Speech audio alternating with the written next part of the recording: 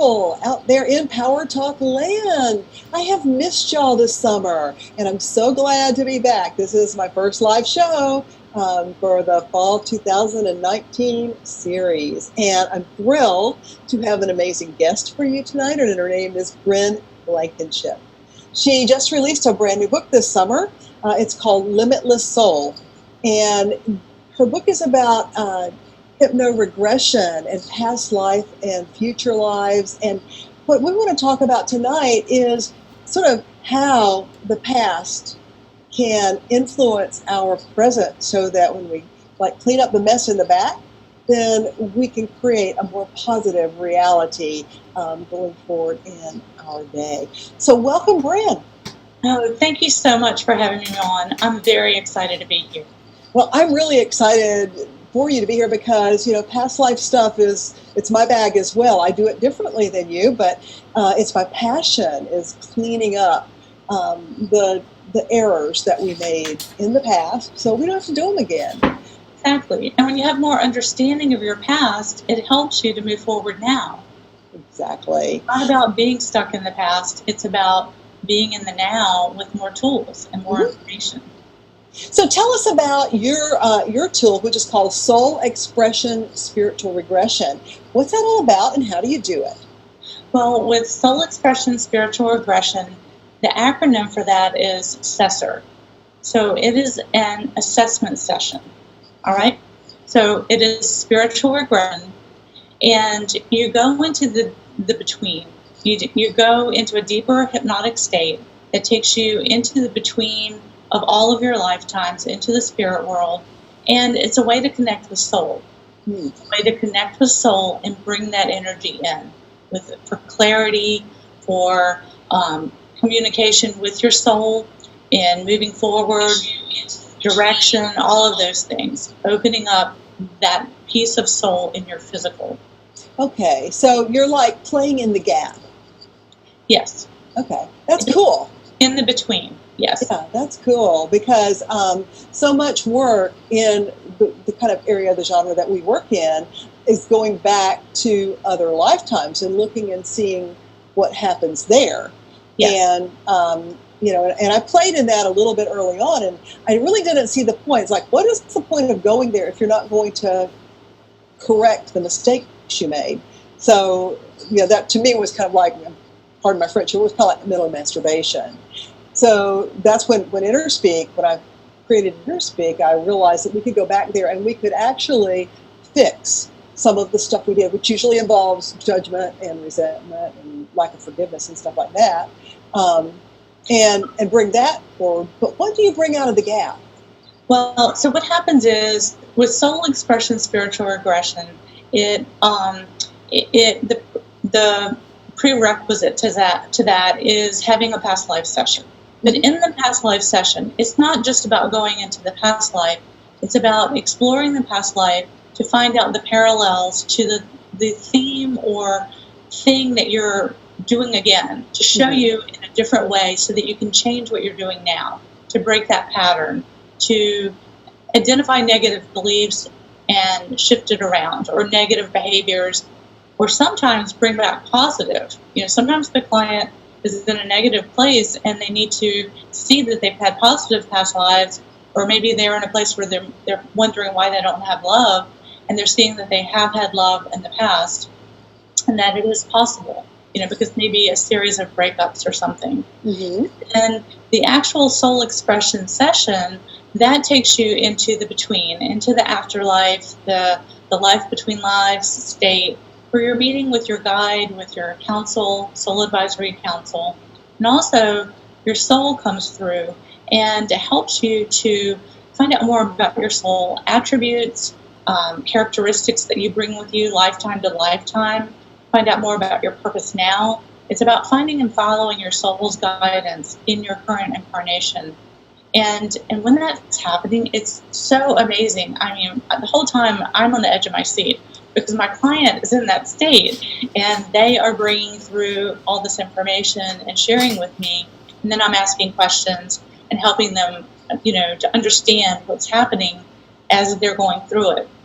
So it's really incredible to be part of that. And And it's a current life assessment. It's basically, that is what it is. And that's why the acronym SESTER. So how in the heck did you get involved in this? Because you were an actress, right? Yes. I was an actress, and I had stage fright, right? So, well, first of all, I had my day job. I was a legal assistant for several years, and I wanted to be an actress. I'd always had that burning desire, and I didn't know how I was going to make that leap from where I was to getting into that. And I found a way to do it, started taking classes, started getting involved in theater. And then along the way, I quit that job and was acting. That was my sole focus, but I had to have a part-time, like a backup job. And so what I did was I went to see a hypnotherapist who helped me work through issues with stage fright, because it would be great until you put the camera on me, and then you put the camera on me and I would overthink it. Much, thinking too much pulls you right out of the character. So that led to a series of past life sessions where I explored past lives myself, where I've had past lives as an actor, as a singer, as an artist, in the Middle Ages in Europe. And one was a very successful life, one not so successful. So it gave me some insight into my background. And then one of these sessions turned into a future progression.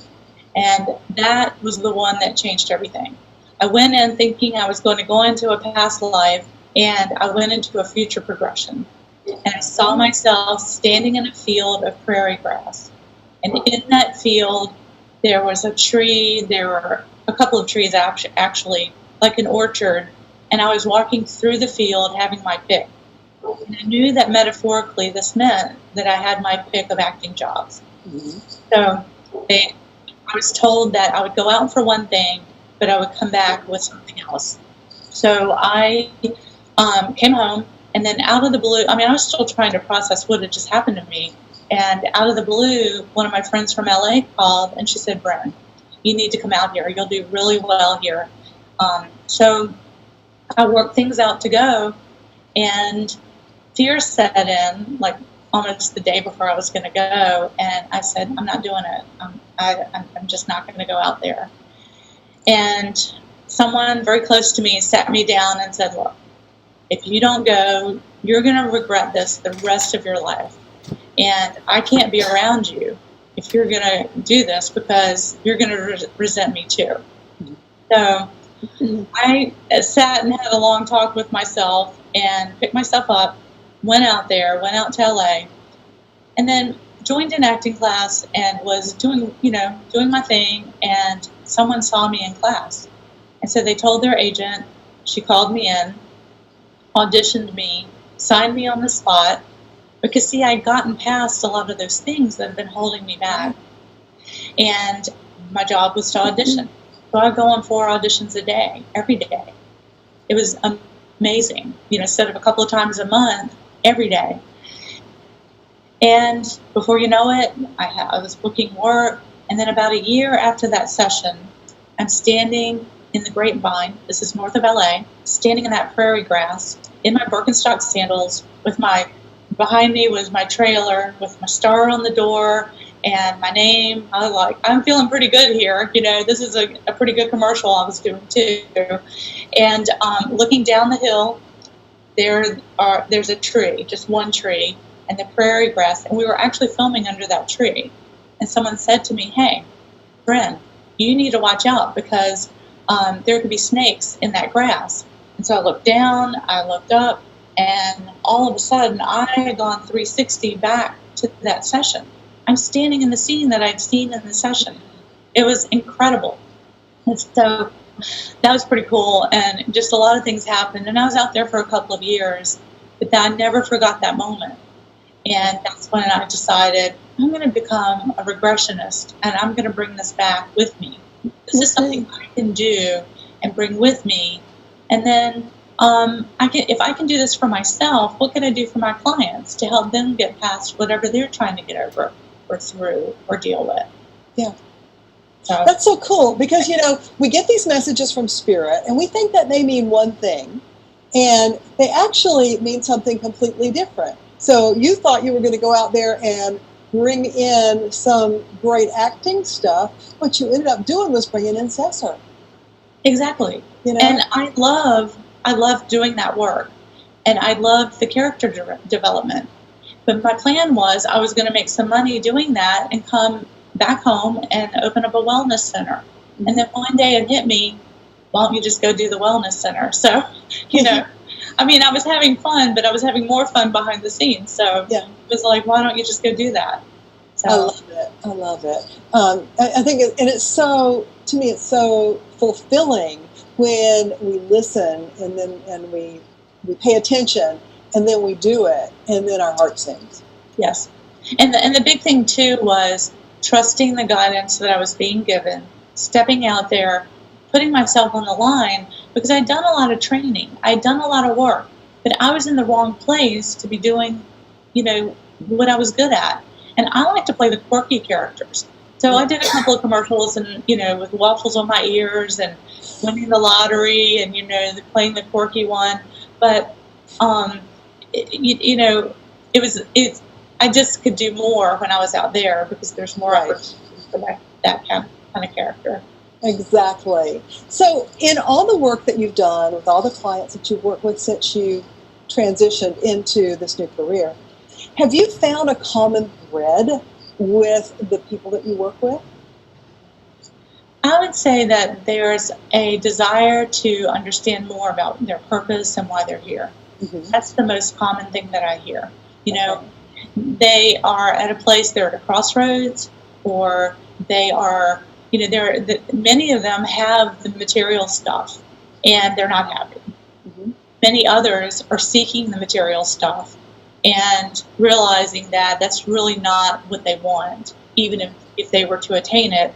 And ultimately, it's about what's my purpose? Like, why am I really here? And the thing that I find with people is that they think that their purpose is going to be some kind of huge, grandiose, hard job. And more often than not, what I find, and I'm curious to see if you find this as well, is that they're just supposed to be what they are and show that to the world. It's not about doing anything. It's about being. Exactly. Many times they're surprised to find out they're doing exactly what they're supposed to do, right? And then there are other times they're told, you are to change careers. Mm-hmm. You are to be doing something else. But sometimes I like to talk about this because that stay-at-home mom or that stay-at-home dad, raising those children is important. So the better and happier the stay-at-home mom, dad, or not even if they're working too, the happier that parent can be, the happier they're going to be with their children, at work. If they're a supervisor, they're going to be better to their employees. They're going to be better. They're just, the happier they are, they're going to spread that. Mm-hmm. If they're not in a good place, they're going to spread that too. So sometimes it's just about reminding them that they're doing exactly what they're supposed to, and it takes pressure off. Yeah, so tell us about your book, Limitless Soul. What drove you to write a book? Well, I had these amazing case studies. These are hypno-regression case studies from my actual clients, mm-hmm. and I had these great sessions. I mean, I had so many sessions that I could have included from thousands of session hours. However, I chose these cases because they were great examples of things that I'd heard many times from other clients. Mm-hmm. So it was one session that I could give you more insight into one person's experience, but there were universal messages in there for everyone. Sure. Yeah, that makes sense. Could you just kind of share a piece of one of the stories, just one at random, that might make the viewers tonight really get a taste of what's there so they can run out and buy your book? Yes. Well, we're talking about joy. So there's one of my favorites is a story. Well, we changed some of the titles when we wrote the book, and I originally had called this one The Birthday Suit. Mm-hmm. And it's about the gifts that you bring with you. That's the new title. And so what happens is my client came in and she wanted to find out more about why she's here. And as she was going into the Cesar, but this was prior to actually getting to the between, She was in the womb. Because during the sessions, we take you back through current life as an entryway into the between. Okay. So in that deeper state, she's in the womb having conversations with her spirit guide and finding out more about why she's here. And she started to describe all the things that you bring with you, the skills, the abilities, the talents, the people, the connections that you're going to make for this incarnation. And she said that it's put into a suit, like an invisible suit that's tailored for you. And she called it the birthday suit. And it was just so lovely because the descriptions she gave are incredible. I mean, it's just, it's so wonderful to be part of that and observe that. But to have that understanding, too, that we do bring these things with us for what you're going to need for the incarnation that you're living. So you have everything that you need inside you that is a tool or an opportunity or someone that you're going to meet that will spark that within you when you need to do it. So, like for me, you know, all the things that I've done and then the acting and then leaving that, I had those tools in there, and then I had the awakening or the insight that gave me the guidance to go in this direction or not go in that direction. So that's one of my favorites, the birthday suit. And then when we got to the between, her guides were explaining that she brings joy. She brings joy, and that's needed here on the planet, and that's her purpose. And so what is she doing with that, like in her day-to-day life? How has she benefited from that? So it's helped her to be happier and to be more relaxed. Mm-hmm. And so I kept the identities of all the clients. I changed their names and changed identifying details about their careers. So I don't want to say exactly what she does, but she's in a place where she connects with a lot of people.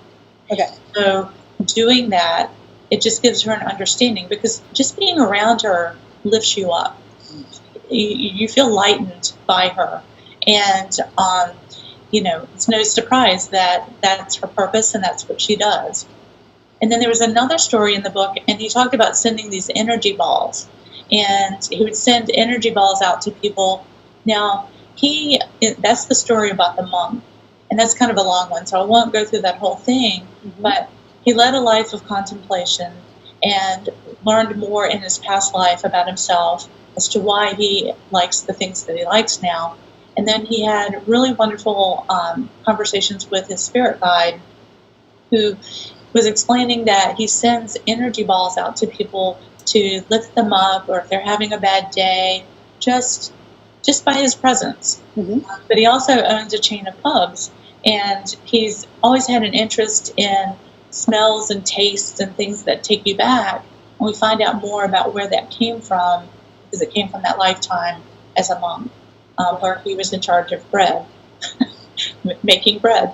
Okay, that's so cool. So you work with clients still, even though you've written this book now, you're still working with clients, and you also, I believe, teach people how to do your work, correct? I do. So right now, I'm not teaching Cesar, mm-hmm. but I do teach hypnosis, I teach hypno skill sets, and hypno-regression. And that's a basic and advanced course. And then that leads you to take the next steps, which would be spiritual regression. I'm fine-tuning that before I get that out to everyone.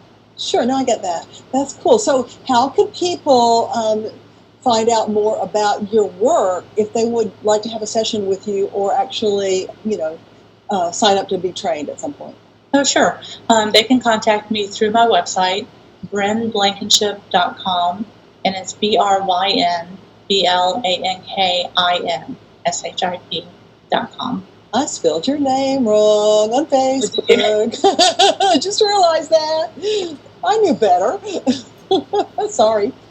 No, that's cool. So if there was one thing that you wanted to share with the viewers tonight that would help them to be able to better move through their life, what would that be?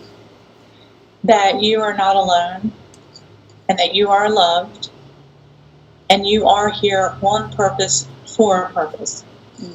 And that's every single person. Every single person is here on purpose for a purpose. That's beautiful. And it's so true. And it really, I think when we can grasp that, it sort of takes the pressure off, Exactly. of the struggle of the day-to-day thing. If you weren't here, it would change everyone else's lives. Mm-hmm. Because you're here for your thing that you're to do. You're also here to help the others in your group and in your connections that you'll meet along the way. So if you weren't here, then you wouldn't be able to help them with their path. Yeah, we're all connected. It's a matrix. It really is. And yeah, I love that. So what's going to be next for you? Well, I'm working on the next book. Cool. So what's it about? So the next one is about lifetimes on other planets. Cool. I love that. Earth is the emotional planet, right? But there are other planets that clients go to too, and I want to write about that and talk about it, so people understand that there's a great big world out there, and we've been there. We've been to those places, many of them. All over the galaxies. Yeah, absolutely. And a lot of people look at me like I have two heads when I talk about that, but it's so true. So I mean, I completely get that. When I first began to sort of delve into some of this stuff, because in the beginning, when I started studying kinesiology, I didn't believe in past lives.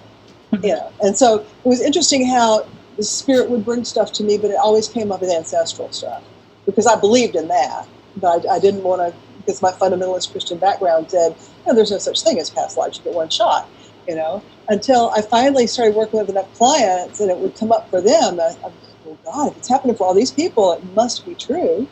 And then the same thing happened many, many years later, that I began to get glimpses through my work into lifetimes on other planets. But somebody told me that Earth is the planet of free choice. It's like the vacation, the holiday place.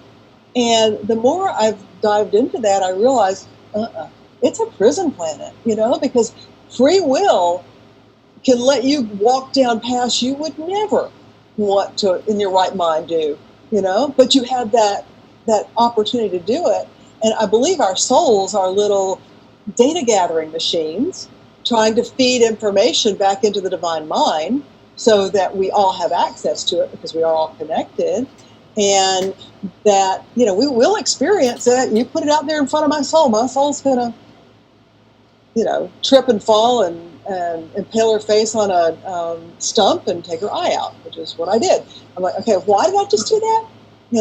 And it was because my soul wanted to understand what that was all about and how can I use that to help other people. So yeah, there's a lot of responsibility with coming here and doing a life on planet Earth. Well, I had that background too. Growing up when I was younger in the church, we would go to church and come out, and I'd be 4 years old. I'd be very young, and the preacher would say, well, honey, did you enjoy the sermon today? And I would ask him, well, if we have life eternal and everlasting, and we go on to other places, where did we come from? And my mother... she was like... My mother wanted to crawl under the steps on the front steps of the church. She would say, don't ask him that. And I said, I want to know where we come from. So, I've always had an interest. I didn't really know it as past lives, but as I got older, I used to wonder about past lives and then finding out more. And then to speak to why you might experience some of these things, the way it's been described to me by the guides is that there's a long way and there's a short way. Sometimes the long way is the short way. Yeah. We're only viewing this one chunk of this lifetime, right? Mm-hmm. We're not viewing from the perspective of all of our lifetimes when we're thinking about what we're experiencing now. So when you go into these sessions and you have access to your soul and to your soul advisory council who helped you when you were coming here, as well as your spirit guides, you just have more tools, more information about who you are and uncovering some of those mysteries of the soul. So your guides are helping with the day-to-day, but it's the Soul Advisory Council that helped with the planning of you getting here, coming here. And also, a piece of our soul comes here, but our soul stays in that space. So, like, your soul is there, and then a piece comes down here or to another planet to experience. Right. And that's, that's how you can be in two places at one time. But then you can connect back to soul and find out more about what you need to do. But sometimes, and I believe we can be in more than two places. I think I don't know how many expressions our soul has, but it can be a lot, I think. Yes, well, it could be parallel lives. It could be multiple. It takes a lot of energy to do that, but it can. And when you can connect back to soul, you just have more guidance. Exactly. So there may be messages that soul is sending to you that you've ignored or you weren't understanding, and then things get a little clearer. You start to, when you put yourself out there and make some of those. Take the test, like, I put myself out there to go to LA and follow through with the guidance I was being given, and it led me to where I am now. But if I hadn't gone, then there would have been another path. But everything was leading in that direction. And so then, had I not gone, which I almost didn't, but had I not, that would have imploded all of that energy, and then it would have taken time to regroup. Right. And realign with new people that were going to work with me, because these other people were already set up, at a soul level. And it was great, because when I was out there, I met people that I'm still friends with today. And, some of them were famous. It doesn't matter.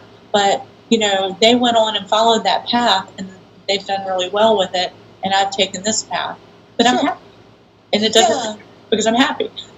One of my mantras is if it's easy for me, it's right for me. And I tend to find that when I'm really following the path of the soul, stuff kind of gets out of the way, and it makes it easy for me to go. And when it starts getting hard and rough and scritchy, it's usually because it's my ego mind that's driving the bus and not my soul. And so I generally will stop. Sometimes it takes me a while to figure that out. But I'll generally stop and, back up and go, okay, wait a minute, where did I start driving? And it wasn't supposed to be me, it was supposed to be spirit, But so I think it works that way. But we have run out of time, Bryn. This has been very exciting, and I can't wait till you get your new book done so I can have you back to talk about that one, because I love the intergalactic stuff. That's one of the things that really makes my heart sing. So cool. We will do that as soon as it's ready to go, and I'm sure that Deborah will hook us up. So it won't be a problem. So thank you so much. And viewers, go to her website, Bryn Blankinship, BrynBlankinship.com, and check out her work and get yourself a copy of her book. It's great. Limitless Soul. You'll love it. And so until next week, and in fact next week, I've got a poet. She's another author. She's a young lady who has published a book of poems, and it's called May I Only Leave Rose Petals. But really what we're going to be talking about is the dark night of the soul and what she went through that came out of her as this work of poetry, which is absolutely beautiful. So join me next week, and until then, remember, people who take responsibility for their lives create the reality they desire. I love you all, and I'm so glad to be back. Ciao.